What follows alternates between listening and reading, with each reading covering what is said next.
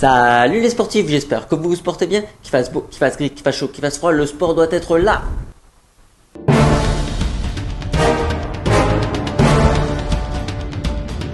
Aujourd'hui, on va parler de montres connectées, de sport spécifiquement, d'une marque pas forcément très connue de Monsieur Tout le Monde. Dans le monde du sport, ça y est, ça commence à peser, ça fait quelques années maintenant qu'ils sont en place, c'est Coros.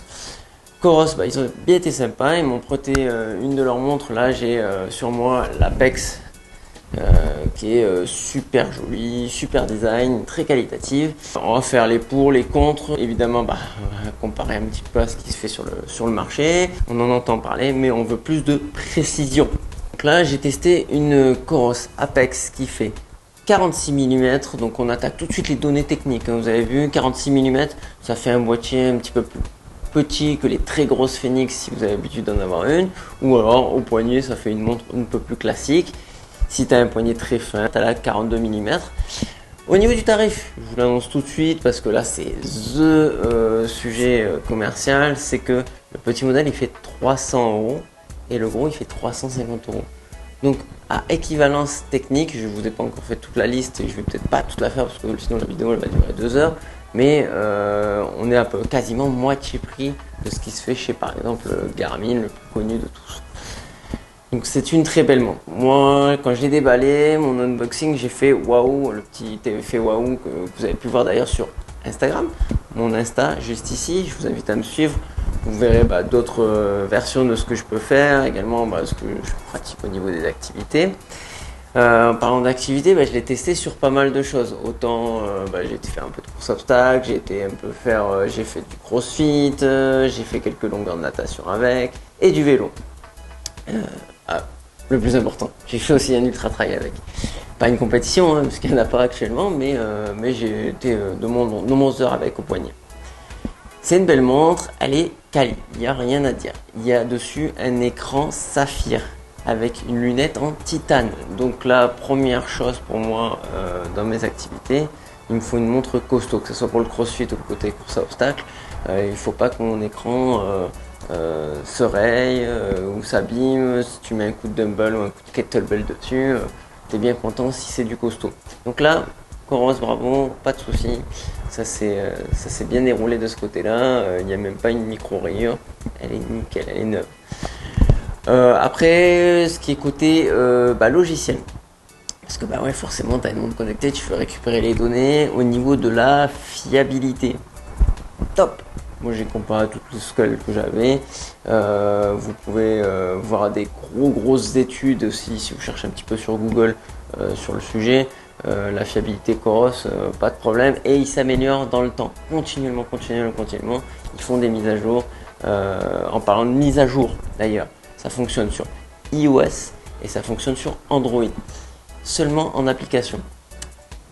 Ah, ça y est, on commence un petit peu mes problématiques que j'ai eues avec cette montre. C'est que pour la configurer, tout se passe sur l'application. J'ai un iPhone 12, il n'y a pas eu de souci. J'ai fait l'appairage, je l'ai mis, je l'ai connecté, zéro bug, ça s'est tout fait en automatique, un beau menu avec une belle ergonomie d'application. Par contre, je suis vachement sur l'ordinateur et j'aime bien faire mes parcours, je travaille tout simplement sur l'ordi avec un grand écran. L'équivalent que tu connais peut-être sur Garmin Connect ou sur Sunto, là tu oublies sur l'ordinateur, c'est que sur l'application. Alors l'application elle est vraiment au-dessus des autres, elle fonctionne du feu de Dieu, elle est très belle, mais il n'y a pas l'ordi. Coros, si tu passes par là, développe une version web parce que franchement c'est très utile pour analyser les données parce qu'il n'y a pas que de regarder tes stats juste après la sortie, il y a vraiment de les analyser. Moi en tant que coach et athlète, j'en ai besoin. Ça c'est pour le petit point négatif que j'y ai trouvé, il n'y en a pas beaucoup mais c'en est un. Ensuite en point très positif, on continue sur le déroulé de mon unboxing, je la mets au poignet, je la branche. La connectique elle est au top, ça fonctionne bien, ça s'est chargé sans problème et au niveau de l'installation on te propose le poignet gauche ou le poignet droit. Jusqu'à là c'est pas très autonome pour une montre connectée, et on te demande le sens de la montre. Ouais. Et alors là il y a un très gros intérêt. Pourquoi? Parce que il y a les boutons que tu peux mettre d'un côté ou de l'autre en fonction de ton activité, en fonction de tes envies et de ton ergonomie. Donc là, on en vient au point le plus impressionnant de cette montre, c'est la personnalisation. C'est-à-dire que tu peux la mettre dans un sens, tu peux la mettre dans l'autre, tu peux changer les menus, tu peux changer les faces, tu peux changer absolument tout. Et ça fonctionne vraiment très très bien. J'ai eu 0 bug en plusieurs semaines d'utilisation et de nombreuses heures sur le terrain. Évidemment, il y a une transition à faire si tu viens, on va poser la marque de chez Garmin, c'est un petit peu comme la transition entre iOS et Android ou vice versa. Évidemment, tu arrives dans un autre monde, c'est un petit peu différent, mais pas tant que ça. Ils ont pris, moi c'est ma sensation personnelle, je trouve qu'ils ont pris le meilleur de chez chaque marque, de chaque modèle, ce que devraient faire finalement tous les constructeurs. Ils ont pris le meilleur et puis ils ont tout mis dans cette montre. Il y a, je parlais de boutons, il y a l'histoire de boutons. Là, on est sur une roue crantée, un petit peu à l'état d'esprit de l'Apple Watch. Très très agréable à l'utilisation, ça change des gros clics-clics des montres classiques. Il n'y a pas d'écran tactile, t'attends pas à ça. C'est pas une smartwatch dans le sens où elle n'est pas faite pour surveiller ton sommeil, ton cardio, te dire si tu as perdu ou pris du poids, en fait des trucs moi que j'appelle les options smartwatch. Elle le fait, elle fait le minimum, c'est-à-dire elle va pouvoir te dire tout ça, tu vois, pour ressortir les données, mais c'est avant tout une montre de sport. Mais une montre de sport, je trouve moi personnellement qui est vraiment un rapport qualité-prix exceptionnel, parce que pour 300 euros, tu te retrouves 350 euros. Tu te retrouves avec une montre à la concurrence qui vaut quasiment le double. Elle a l'écran saphir, elle a l'ultimate barométrique, elle a absolument tous les menus.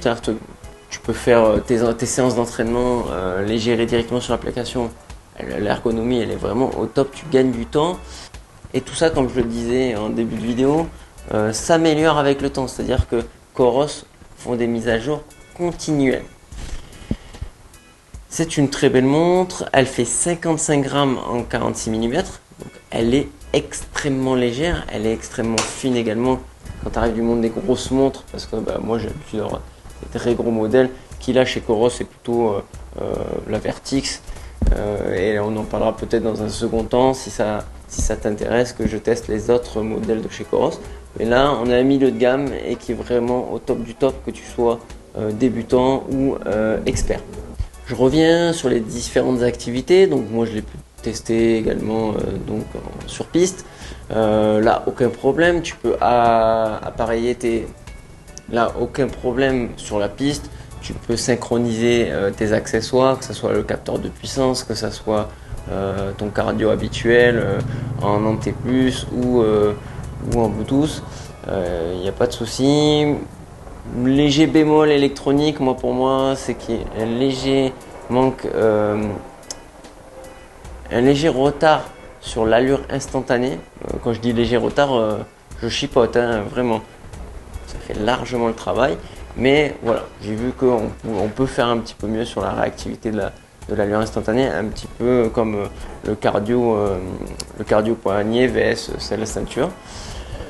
Le cardio, en parlant de lui, il fonctionne très très bien, comme toutes les autres montres. Là, il n'y a rien à dire. Ils ont tapé sur du matériel haut de gamme. Tout fonctionne. Côté natation, ça a pris le bassin en compte. Ça a mis mes longueurs. Je suis pas un nageur exceptionnel. Pour moi, elle a fait largement le taf. Vélo, c'est exactement la même chose. Les vitesses instantanées fonctionnent très bien, parce que là, c'est un petit peu plus linéaire en vélo. Et sur le long, au niveau de la durée, on va être sur du 35 heures, voire 100 heures si tu mets en ultra. Donc, je sais pas si tu as beaucoup de potes qui font plus de 35 heures de run, mais il y a de quoi faire, hein, d'accord? En CrossFit, on ne lui demande pas grand chose en dehors du fait de prendre toutes les données et utiliser le repos et le temps d'activité, mais ça le fait parfaitement. Elle est étanche à 100 mètres. Donc, si éventuellement tu veux aussi un peu faire de plongée, ça fonctionne également. J'ai eu l'occasion de le tester en paddle, il n'y a pas eu de problème ni de GPS, ni de vitesse. La prise en main dans l'eau fonctionne très bien parce que on est histoire avec la petite molette, donc ça marche bien. Je pense avoir fait le tour de cette montre, évidemment résumé, puisqu'il y a énormément de caractéristiques, mais moi je suis pas une chaîne de geek. C'est vraiment, on est là pour discuter du produit dans sa globalité. Il faudrait faire une vidéo d'au moins une demi-heure pour aller dans tous les menus, aller vous faire voir les contenus, etc. Je pense que là, c'est pas ce que vous attendez. Si c'est le cas, n'hésitez pas à le dire en commentaire, parce que moi, il n'y a pas de problème. J'adore l'électronique et l'informatique, donc je me ferai un plaisir de vous faire ce type de vidéo si c'est ce que vous recherchez. Également, n'oubliez pas de me soutenir, parce que c'est grâce à vous que je peux continuer à faire des vidéos, à avoir du matériel à disposition. Donc là, il faut absolument t'abonner à la chaîne, activer les notifications et mettre un pouce bleu. Grâce à ça, je peux être référencé bien mieux au niveau de YouTube. Ce n'est absolument pas pour gagner de l'argent, mais simplement pour du référencement. Parce que si la vidéo est vue et likée, j'ai la possibilité de monter un petit peu plus haut dans les stats. Et là, avoir accès à d'autres marques et à d'autres matériels. Je n'ai pas encore l'honneur de pouvoir mettre de la publicité pour pouvoir être rémunéré. Je vous dis bonbons et saucissons. Portez-vous bien surtout. Machina.